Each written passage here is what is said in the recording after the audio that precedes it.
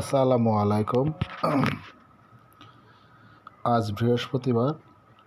হঠাৎ রাস্তায় গাড়ি না থাকায় আমাদের যারা কর্মজীবী আছি, আমরা যারা চাকরি করি, বেসরকারি সরকারি, হঠাৎ করে গাড়ি না থাকার কারণে হয়তোবা কোনো সমস্যা হয়েছে রাস্তায়।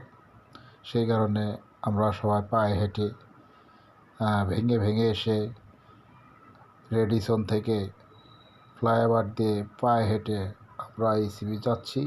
এটা হচ্ছে সেই ফ্লাইওভার, আপনার রেডিসন থেকে কুড়িটলা যে রেডিসন থেকে আপনার ইসিবি যে ফ্লাইওভারটি, সে ফ্লাইওভার ফাঁকা থাকার কারণে পায়ে হেঁটে পার হয়ে যাচ্ছি।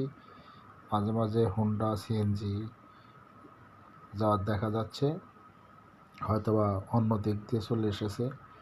তো আমরা এখন যাব ইসিবি থেকে আমরা ওইখান থেকে হয় রিক্সা অথবা গাড়িতে আবার যাব মিরপুর কালশিতে। তো এইভাবেই মাঝে মাঝে সমস্যা হতে হয়, কিছু করার নেই, পায়ে হেঁটেই যেতে হবে। আমরা যারা চাকরিজীবী আছি, কাজ অথবা হাঁটা দেখে ভয় পাওয়া যাবে না, হাঁটলে শরীরের জন্যই ভালো। তারপরেও সন্ধ্যার দিকে অফিস শেষ করে হাঁটাটা একটু কষ্টকর, তারপরেও আমাদের তো আর বসে থাকলে হবে না, আমাদের যার যার বাসায় যেতেই হবে।